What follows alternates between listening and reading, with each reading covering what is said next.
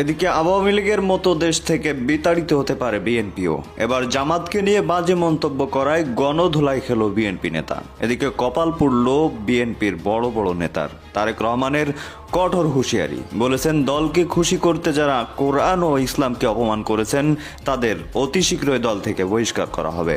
অন্যদিকে ভয়ানক বার্তা ফাঁস করেছেন প্রবাসী সাংবাদিক ইলিয়াস হোসেন, বলেছেন ইন্ডিয়ান রয়ের ফাঁদে পড়েছে বিএনপি।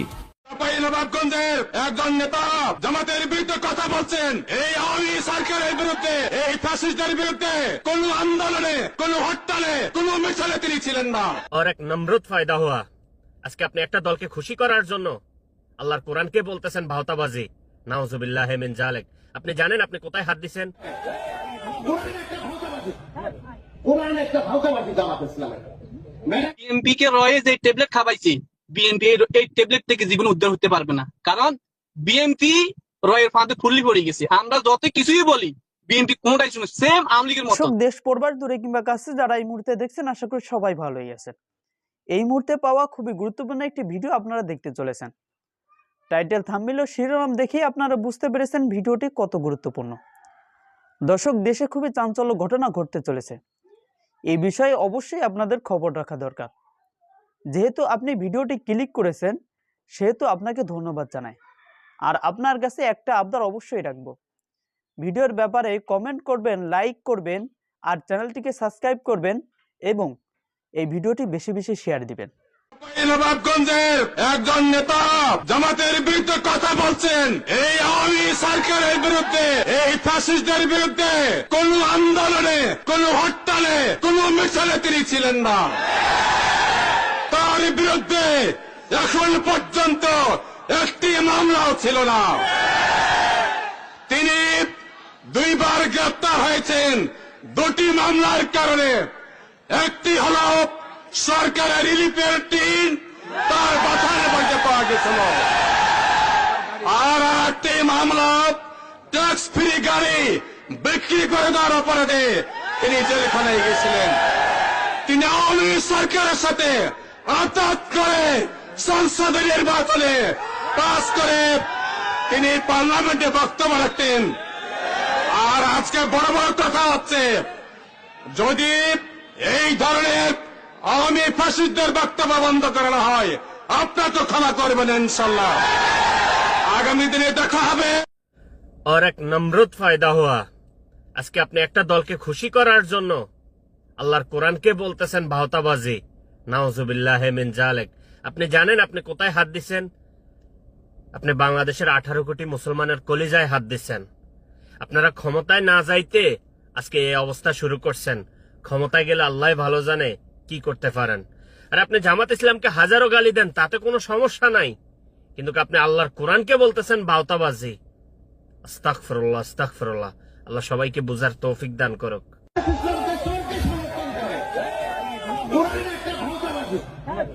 কোরআন একটা ভাওতাবাজি জামাত ইসলামের। ম্যাডামের সাথে সম্পর্ক ছিল, আমাদেরকে কোন অঙ্গ সংগঠন করতে দেয় নাই। বিএনপি কে রয়ে যে ট্যাবলেট খাওয়াইছি, বিএনপি এই ট্যাবলেট থেকে জীবন উদ্ধার হতে পারবে না। কারণ বিএনপি রয়ের ফাঁদে ফুললি পড়ে গেছে। আমরা যত কিছুই বলি বিএনপি কোনটাই শুনে সেম আওয়ামী লীগের মতন। কারণ এরা কারোর কথাই শুনবে না। কারণ এদেরকে এখন পিছন থেকে লেট দিতেছে নেতা নেত্রীদের সম্পর্কে আপনারা বক্তব্য দেবার সময় দয়া করে প্রশংসা সূচক শব্দ চয়নের ক্ষেত্রে আরো বেশি সতর্কতা, বুদ্ধিমত্তা এবং পরিমিতের বোধের পরিচয় দেবেন আপনারা। তারেক সাহেব বলেছেন চাঁদাবাজ কোন বিএনপি থাকলে তাদেরকে ধরিয়ে পুলিশের কাছে দেন। আমি তারেক সাহেবকে বলবো, কয়লার কোন অংশ পরিষ্কার করতে চান আপনি? কথা বলেন না কেন? কয়লার কোন অংশ পরিষ্কার করতে চান? আপনি কয়লাকে যতই পরিষ্কার করতে চাবেন সব জায়গা থেকে কালোই বের হবে, কথা ঠিক না? আপনি দলের খাকে পরিষ্কার করতে চান, যাকে ধরবে সেই তো কালো, সেই তো চাঁদাবাজ। দল তো চাঁদাবাজ সৃষ্টি করে। আওয়ামী লীগ, বিএনপি যারা বিগত দিনে ক্ষমতায় ছিল ইসলামের মাহিরে, এরা দেশটাকে দুর্নীতিতে 5 বার চ্যাম্পিয়নশিপ করছে, 5 বার। এই খালেদা জিয়ার আমলেও দেশ কয়বার? 5 বার ছিল দুর্নীতিতে চ্যাম্পিয়ন, 5 বার। ইসলামের বাহিরে যতই চেষ্টা করেন দুর্নীতি বন্ধ হবে না। আমি বিএনপির নাম নিয়ে কোনো কথা বলেছি? আপনি কাকে আমি কি বিএনপির নাম নিয়ে কথা বলেছি? আপনি কথা বলেন, বলেন বলেন কথা বলেন কথা বলেন, আপনি কথা বলেন। আপনার সাহস তো কম না।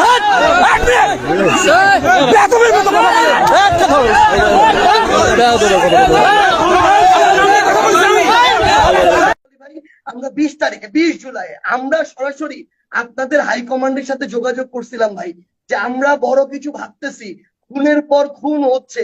আমাদেরকে বলা হয়েছিল আমরা এখনো শেখ হাসিনার পতন নিয়ে ভাবছি না, এভাবে বলা হয়েছে ভাই 20 জুলাইয়ের দিকে। তো এগুলো আপাতত বললেন না ভাই, আমরা বলা শুরু করলে অনেক কিছু বলে ফেলবো।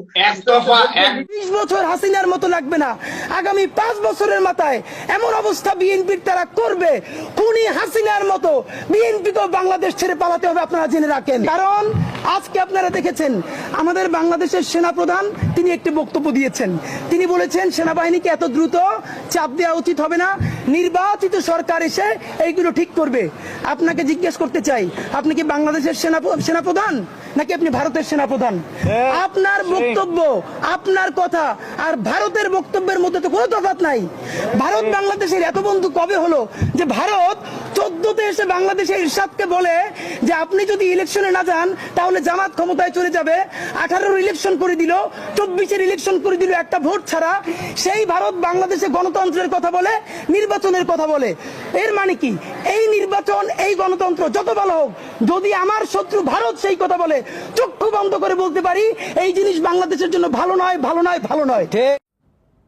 বৈষম্য বিরোধী ছাত্র আন্দোলনের একজন নেতার চাঁদা চাওয়ার একটা ভিডিও নিয়ে একটা নিউজ হয়েছে প্রথম আলোতে। আমি ভিডিওটা শুনিনি, কিন্তু প্রথম আলো খুব বিস্তারিত নিউজ করেছে, সেটা নিয়ে কথা বলতে চাই। এবং এই চাঁদাবাজি, আমি একটু কোট আনকোট রেখেই বলতে চাই, এই চাঁদাবাজি এই দলটার ভবিষ্যৎ। কারণ এই বৈষম্য বিরোধীদের সাথে এখন একটা রাজনৈতিক দলের সরাসরি যোগসূত্র আছে। রাজনৈতিক দলটা চাইলেও বৈষম্য বিরোধীরা আমাদের কেউ নয়, এটা বলা কঠিন। সো এটার ইম্প্যাক্ট কি হতে পারে সেটা নিয়ে কথা বলবো। এবং আমি একটা তুলনা আনতে চাই যে দিল্লিতে আম আদমির পরাজয়, আমি বিশ্বাস করি নতুন যে রাজনৈতিক দল হয়েছে এনসিপি, জাতীয় নাগরিক পার্টি, তাদের এটা থেকে শেখার আছে তাদের রাজনীতি কি হতে হবে। জয় মাত্র আমি বৈষম্য বিরোধীদের একজনের অন্তত চাঁদাবাজি নিয়ে কথা বলবো, আমার থাম্বনেল, আমার হেডলাইন দেখেই অনেকে ভিডিও না শুনে লিখে ফেলছেন। আমি জানি যে আপনি বিএনপির চাঁদাবাজি নিয়ে কথা বলছেন না কেন, বিএনপিকে চাঁদাবাজি করছে না। উত্তর হচ্ছে বিএনপির বিভিন্ন লেভেলে চাঁদাবাজি, দখলদারির ঘটনা আছে, কোনো সন্দেহ নেই, এটা নিয়ে বলার কিছু নাই। বিএনপি নিজে 2000-এর মতো মানুষ এরকম বিভিন্ন অভিযোগে, বা 2000-এর বেশি হয়ে গেছে এখন, বহিষ্কার করেছেন। সো এটা খুব প্রতিষ্ঠিত ব্যাপার, যেটা ইভেন তারা চেয়েছিল সরকার সেখানে ব্যবস্থা নিক। কিন্তু তারপরও বিএনপির এই সকল চাঁদাবাজি যেটা হচ্ছে আর এদের চাঁদাবাজির মধ্যে ডিফারেন্স আছে একটা মূলগত রাজনৈতিকভাবে। সুতরাং নতুন যে রাজনৈতিক দল হয়েছে তাদের আসলে এই ব্যাপারটাকে ডিল করতে হবে, না হয় তাদের রাজনীতি সাফল্য পাবে না। ঘটনা যেটা ঘটেছে সেটা আমি একটু পড়ি। সেটা হচ্ছে রংপুর মহানগরের মুখপাত্র নাহিদ হাসান, সুতরাং উনি খুব ছোট কেউ নন, একটা বিভাগীয় শহরের মুখপাত্র। এখানে এই জায়গাটা একটু পড়ি। ভিডিওর কথোপকথনে নাহিদ বলেন, আপনি তো দেখেছেন বিষয়টি কোথায় গেছে, আপনি কথা বলেন, যদি আপনার মনে হয় একটু করবেন, একটা সংগঠন করতে গেলে কি কি করতে হয় আপনি তো জানেন, হচ্ছে কথা। আমি চাচ্ছি না আপনার কোনো সমস্যা হোক, যদি আপনাদের দিক থেকে মনে হয় কোনো সমস্যা আছে তাহলে আপনি ভাইয়ের মানে পার্ক কর্তৃপক্ষের সাথে কথা বলেন, আপনাদের গলায় পাড়া দিয়ে আমি কিছু করতে পারবো না। এই সময় নাহিদকে উদ্দেশ্য করে ব্যক্তি বলেন, তুমি যদি বলো সেখানে বালুর ব্যবসা হচ্ছে তাহলে সেটা বন্ধ করে দেই, 1 লাখ টাকা দিতে পারবো না, 5000 টাকা দিচ্ছি। তখন নাহিদ বলেন, ব্যবসা আপনি বন্ধ করবেন কেন, ব্যবসা আপনি চালান, ভাইয়ের সঙ্গে কথা বলেন, প্রয়োজনের সময় নেন, আমরা তো আপনারা তো দেখছেন বিষয়টি কোথায় গেছে, ইউএনওডিসিকে সামলাতে হচ্ছে, যদি মনে হয় কিছু করবেন তাহলে ভাইয়ের সঙ্গে কথা বলেন, আমি চাই না আপনাদের কোনো সমস্যা হোক, জানেন তো সংগঠন চালাতে হলে কি কি করতে হয়। আর বৈষম্যবিরোধী ছাত্র আন্দোলন এটাকে তদন্ত করবে বলছে। এই কথোপকথনের কথা স্বীকার করে ইকো পার্ক পরিচালক বেলাল হোসেন বলেন, নাহিদ তার কাছে 1 লাখ টাকা চাচ্ছিল, তিনি জেলা প্রশাসকের ভয় দেখান, এর ভয় দেখান, ওর ভয় দেখায়। ভিডিওটি তারাই করেছিলেন এবং পুলিশ সুপারের কাছে পাঠানো হয়েছিল, তবে ভিডিওটি তারা ফেসবুকে ছড়িয়ে দেননি বলে তিনি দাবি করেন। এটা তিনি মানে নাহিদ হাসান খন্দকার কথা বলেছেন, তিনি অবৈধ বালু উত্তোলনের খবর পেয়ে সেখানে গিয়েছিল, কারো কাছ থেকে টাকা নেয় নেই ইত্যাদি ইত্যাদি। এটা করে তাকে ফাঁসিয়ে দেওয়ার চেষ্টা হয়েছে, যুবলীগের কথা এনেছেন, এটা তাকে আন্দোলনকে প্রশ্নবিদ্ধ করার চেষ্টা হচ্ছে। মানে অবৈধ বালু উত্তোলনের জন্য উনি গেছেন, আবারও সেই ঘুরে ফিরে একই প্রশ্ন আমি বহুবার করেছি, আপনি যাওয়ার কেউ নন। অবৈধ বালু উত্তোলন হচ্ছে, পুলিশ আছে, আপনি পুলিশকে জানাতে পারেন, সর্বোচ্চ এটা, আপনি ওখানে যাবেন কেন? যেতে পারেন না। এই সব জায়গা থেকে বৈষম্য বিরোধী ছাত্র আন্দোলনকে সরে আসতে হবে। তারা বাংলাদেশকে মবের মুল্লুক বানাতে পারেন না। কেউ কেউ তথাকথিত বিপ্লবের নামে এদেরকে এইভাবে মাঠে রাখার একটা ভিন্ন উদ্দেশ্য আছে। আমি প্রথম দিন থেকে এটা প্রটেস্ট করেছি। আমি এই আন্দোলনকে এই কথাটা বলতে চাই। এখন ধরুন চাঁদাবাজির এই কথাটা প্রতিষ্ঠিত যদি হয়, এটাতে অডিও আছে এবং এটা চেক করলে জানা যাবে, এবং আমি ধারণা করি এটা সঠিক। কারণ আমাদের পারসেপশন আছে যে বৈষম্য বিরোধী ছাত্র আন্দোলনের বা জাতীয় নাগরিক কমিটির কেউ কেউ, সংখ্যাটা অনেক বেশি তা বলবো না, আবার সংখ্যাটা খুব ছোটও না, নানা ধরনের অনিয়মের সাথে জড়িত হয়ে গেছেন, বিভিন্ন রকম তদবিরবাজিতে জড়িয়েছেন, তারা এই তদবির করে টাকা পয়সা নিচ্ছেন, এই অভিযোগ আছে, চাঁদাবাজির কথা আছে, এগুলো আসলে আছে। প্রায় বলি যে আমরা তো আসলে আকাশে থাকি না, বিদেশে থাকি না, এই দেশে থাকি, এই দেশের মানুষের সাথে থাকি, তাই জানি। এবং অনেক তথ্য এখনও মিডিয়ায় আসেনি, মিডিয়া এখনও অনেক ক্ষেত্রে ছাড় দিচ্ছেন কিংবা মব তৈরির ভয় করছেন।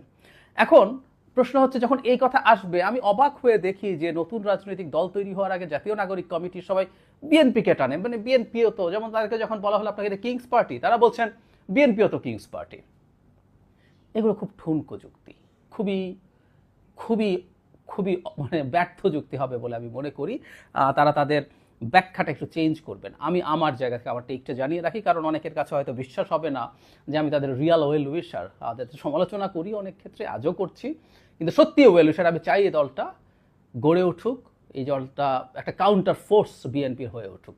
আওয়ামী লীগকে আমি কাউন্টার ফোর্স বিএনপির হওয়া কোনোভাবেই, কারণ আমরা যদি কোনো দল দাঁড়াতে না পারে, কোনো একদিন আওয়ামী লীগ আবার ফেরত আসতে পারে তার কাউন্টার ফোর্সে, সেটা আওয়ামী লীগ নামে বা অন্য কোনো নামে। আওয়ামী লীগ নিষিদ্ধ হলেও সে অন্য কোনো নামে ফিরে আসবে। ইভেন আমি বাংলাদেশে কোনো ধর্মীয় আইডেন্টিটি পলিটিক্সের রাজনৈতিক দলও বিএনপির কাউন্টার ফোর্স হয়ে উঠুক আমি চাই না। আমি একদম সরাসরি বলে দিলাম, এটা নিয়ে আমার স্পষ্ট অবস্থান আছে। আমাকে গালিগালাজ করা আছে, আমাকে হামলা টামলা করা হবে মন্তব্যও পেয়েছি, কিন্তু আমি আমার অবস্থান কখনো লুকাইনি। সো আমি খুব চাই বৈষম্য বিরোধী ছাত্র আন্দোলন আর জাতীয় নাগরিক কমিটি থেকে এসে যারা জাতীয় নাগরিক পার্টি করলেন, এই দলটা বাংলাদেশের বিকল্প, বিএনপির বিকল্প দলটা হোক, এবং তারা এমন দল হিসাবে গড়ে উঠুক তারা জনগণকে সত্যিকার অর্থে স্বপ্ন দেখাতে পারবেন, এবং তাদের এই স্বপ্ন দেখানোটা এত এফেক্টিভ হবে যে বিএনপিকেও চাপে পড়ে অনেক কিছু করতে হবে। সো আমি আমার সাজেশনটা তাদেরকে দিতে চাই, সেটা হচ্ছে এইরকম। মানে বিএনপি চাঁদাবাজি করছে, তাদের ভাষ্য মতো যদি এরকম হয়, তারা অনেক করছে, আমরা একটু অল্প করছি, তাই আমাদেরকে ভোট দিও, এটা আসলে কাজ করবে না। এই রাজনৈতিক দলটা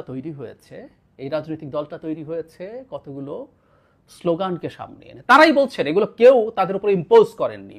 তারা প্রচলিত রাজনৈতিক ব্যবস্থাকে পছন্দ করেন না, ফ্যাসিবাদী ব্যবস্থা, দুর্নীতিপরায়ণ ব্যবস্থা, এবং তারা দাবি করছেন শুধু শেখ হাসিনাকে পতনের জন্য না, পুরো ব্যবস্থা পাল্টে ফেলার জন্যই এই গণঅভ্যুত্থান হয়েছে। আমি এটা আর্গু করি, কিন্তু আমি আজকে সেই আলোচনা সরিয়ে রাখি, আমি তাদের কথাই সঠিক বলে ধরে নিচ্ছি। তাই যদি হয়ে থাকে, তাদের আসলে এটা পরিবর্তনের জন্য তাদেরকে তাদের মতো করে তৈরি করতে হবে। আদারওয়াইজ বিএনপি কি করছে, আওয়ামী লীগ কি করেছে, ওটা দিয়ে তারা আসলে রাজনীতির মাঠে টিকে থাকতে পারবেন না। আপনি মানুষকে যা বলছেন, যে স্বপ্ন দেখাচ্ছেন, সেটার ভিত্তিতেই মানুষ আসলে আপনাকে বিবেচনা করে, আপনাকে ওর সাথে তুলনা করতে যাবে না। বিএনপি কি এদেশের রাজনৈতিক ব্যবস্থা পুরো পাল্টে ফেলার কথা একবারও বলেছে? খেয়াল করবেন, গণঅভ্যুত্থানের পরও বিএনপি পুরনো ব্যবস্থাটা রেখেই তার সংস্কার করে ঠিকঠাক করার কথা হচ্ছে। খুব আমূল কোনো পরিবর্তনের কথা বিএনপি মানুষকে কমিটমেন্ট কিন্তু দিচ্ছে না।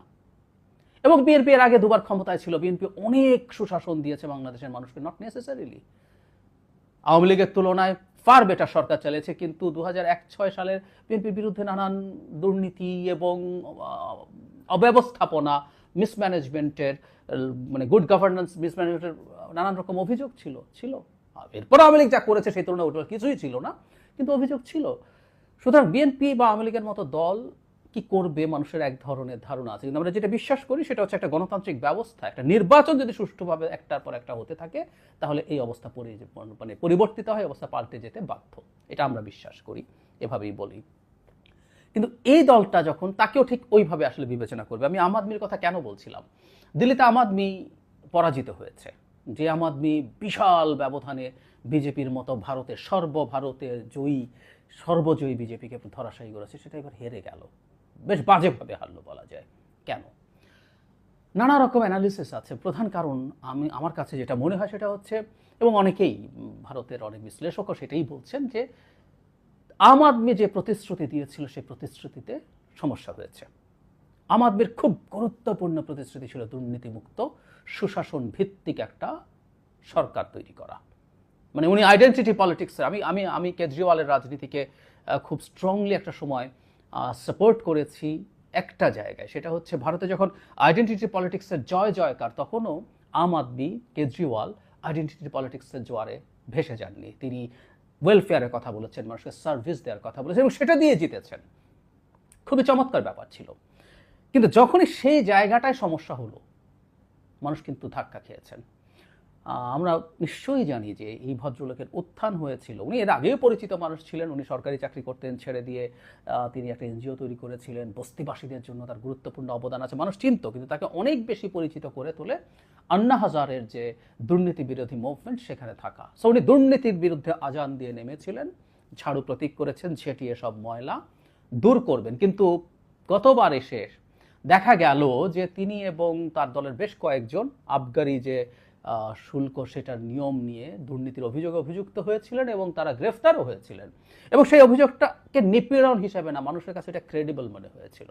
নট অনলি দ্যাট, বিভিন্ন জায়গায় দুর্নীতির নানান রকম অভিযোগ, তার অনেকগুলো সোশ্যাল সার্ভিস ভিত্তিক কাজ আছে, যেমন উনি বিভিন্ন পাড়ায় পাড়ায় রীতিমতো ক্লিনিক নিয়ে গেছেন, সেগুলোতেও দুর্নীতির অভিযোগ শুরু হয়েছে। সো ওনার দুর্নীতি, উনি আর ওই জায়গায় নেই, সেইখান থেকে উনি সরে এসছেন, এই পারসেপশন তৈরি হয়েছে।